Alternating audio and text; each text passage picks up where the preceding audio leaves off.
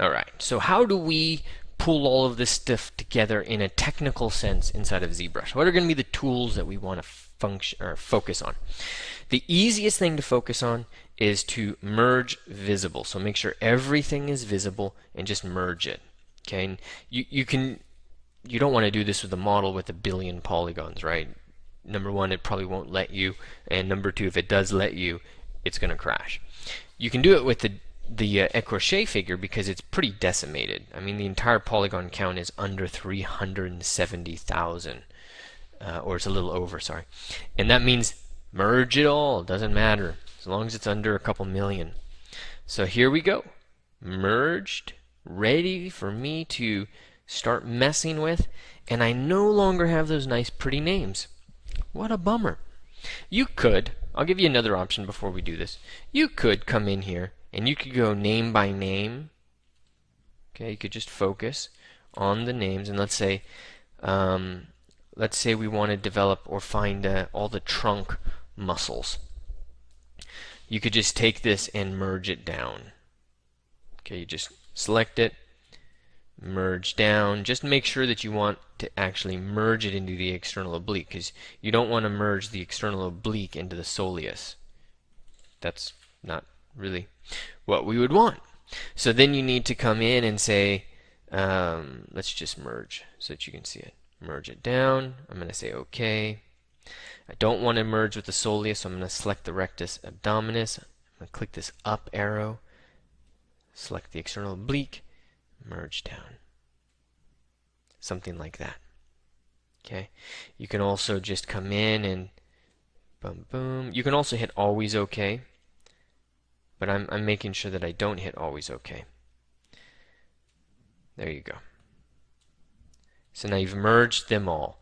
You're welcome to do that, but I want to do that a little bit more free form. And I want to do it all kind of, well, I just want to do it more free form. So let's turn polyframe on. You can see everything's retained its polygroups. So I can press Control Shift and click and isolate the bicep, brachioradialis. Okay, flexor digitorum profundus, I think. No, superficialis.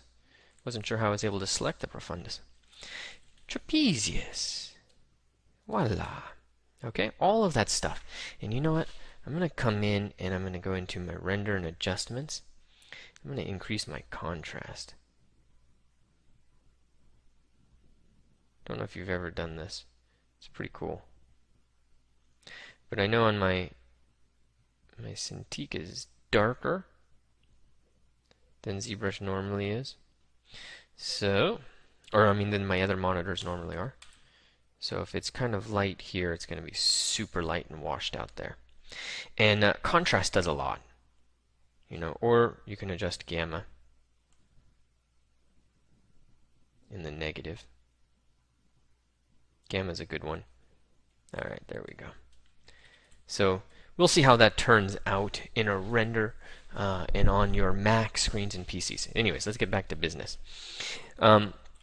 What are going to be the extensors, the flexors I want to work with first? So I'm going to get into the limbs because that's where I really want to be focusing my attention. So I'm going to come in to the flexors of the arm. And you can turn polyframe off if you want, or poly paint.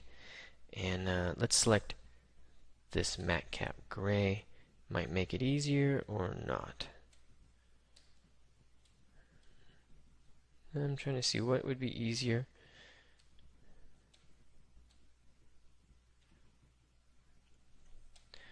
Okay, matte cap gray it is. Control Shift click, Control Shift click and drag, Control Shift click, Control Shift click, Control Shift click. Okay, that covers everything that's coming from the medial epicondyle down to the hand, to the digits. So that covers all of my flexors. Really important. That covers all of them. So now, Control Shift click and drag, polygroup, group visible. It's as simple as that. Okay, let's get our extensors. Careful. You have to be careful. You have to click on a point, otherwise it doesn't work. Okay, and the plesius muscles. Do we want to consider those extensors or anything along those lines? I'm going to group them in there. Okay, because simplicity is really important to me. I only want flexors and extensors. Anything else? Control Shift, click and drag, group visible.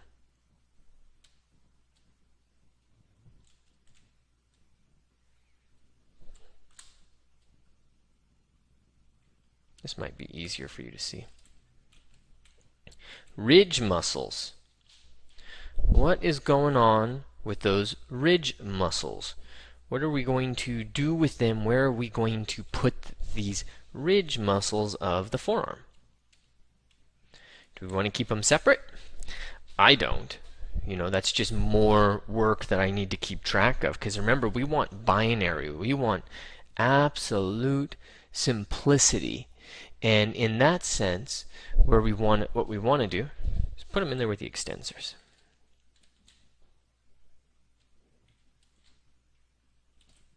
All right. Okay, we've got a bicep. We've also got a brachialis muscle. Okay, so two muscles there to consider. I'm going to group visible. Tricep. Okay, that's already grouped as one beast, so we're fine there. You could say that the deltoid, sorry, not the deltoid, the tricep. You could say that the tricep is a shoulder flexor. And you could also say the same of the deltoid. So I'm going to actually group them together. Just treat them as one right now.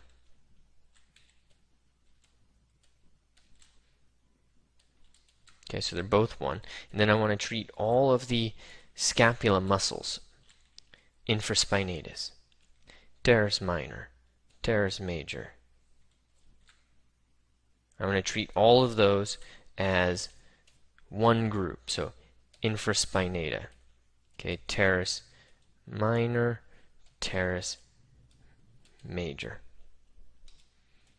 Okay, group visible. Alright, so what are we left with? We have the elbow flexors. We have the elbow extensor and also the shoulder flexors. We have the digit and hand extensors. And we have the digit and hand flexors. Okay, so that's all done. Let's just copy that down here. So I'm starting with these, with the limbs, just because your brain is probably fresh. All right, so quick rundown. What's that? What's that? What's that? What's that? And what's that? What's that? What is that? All right, got any ideas? Okay, calf muscle. Okay, also known as the gastrocnemius, or as some people call it, the gastrocnemius, you know, whatever you want to call it. Soleus. These two are going to be in a group. These are going to be flexors. Going to make it really easy to kind of keep those together. They're going to have a very important function for the leg. They do it together. Things get a little bit different as we get into here. What is this muscle and this other muscle? Okay. Fibularis, also known as peroneus. Okay, depends on when you learned and where you learned from. Okay, they're two different names, basically the same thing. So fibularis longus, fibularis, brevis. Okay, they just work together as a unit, but basically they are coming down from the head of the fibula, moving along the fibula, and then behind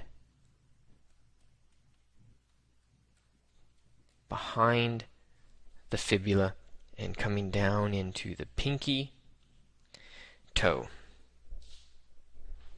All right, and other places. The muscle to the other side of the fibularis, this is going to be the extensor. The extensor. Any thoughts?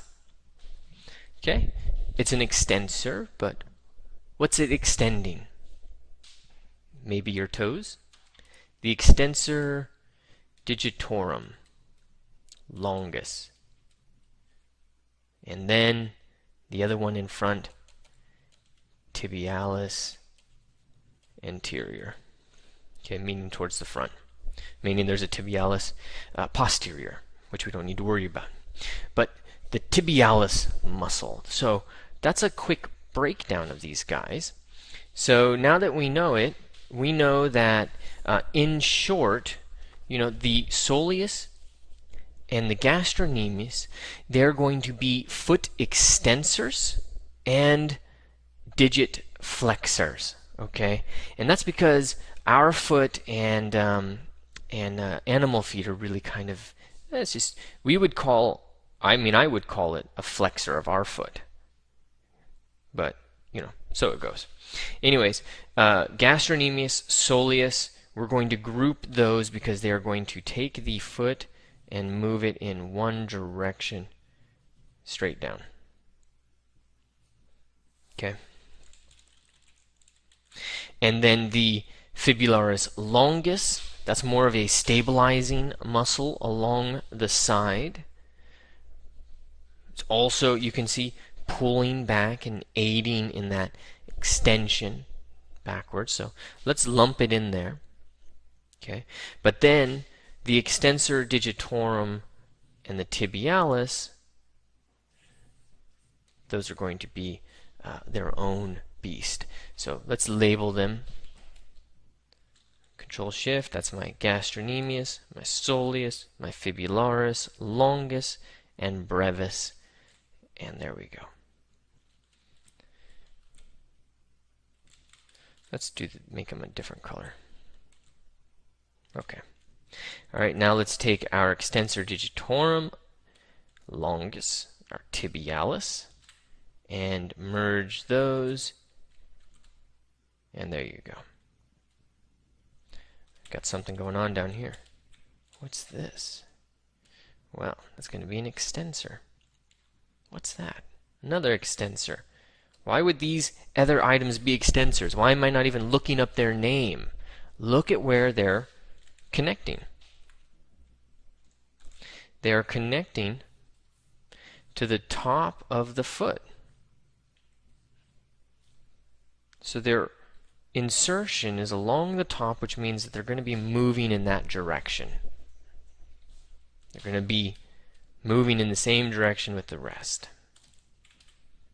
Alright, so we have the lower limb. We have flexors and extensors, as the case may be. We have the same thing here in the arm. Flexors, extensors. Now what we need to do is get the flexors and the extensors of the upper leg. Okay, not the pelvis, not the pelvis just yet, not the hip muscles, but the other stuff. Okay, and we may want to get rid of this fat. Okay, I am going to get rid of the fat. It's human fat. And I'm just going to hide it and then say delete hidden. And I can do that because there's no subdivision levels. If there were subdivision levels, we would be in trouble. Alright, so test yourself. You do not have to have taken my anatomy class or anybody's anatomy class to be able to figure out what we're going to do next. Okay? You should know these muscles. Not the individuals. I'm not asking you for you to know the adductors, or the gracilis, or the sartorius, or the rectus femoris. What do you know about legs? Leg muscles. Heard the word quads? Ooh, my quads hurt so bad after that power lift of 500 pounds, which you'll probably never hear from anybody in your vicinity ever who works with a computer. It's just not what we do, although I know a couple of guys at Blizzard that do. So anyways, quads. Your quadriceps. Oh man, I pulled a hamstring. A what?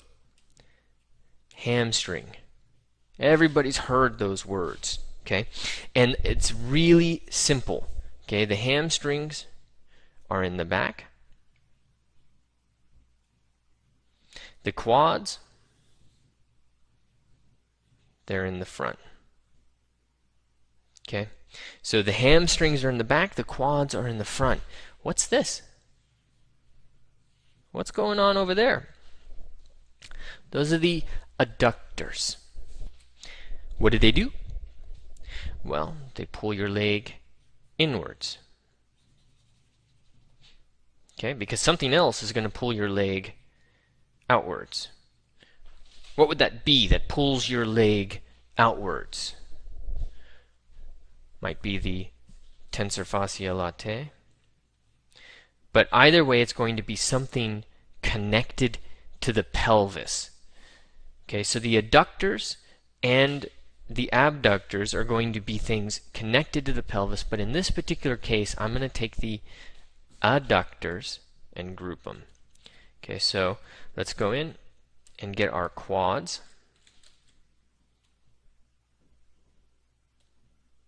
Let's get our hamstrings. Bicep femoris.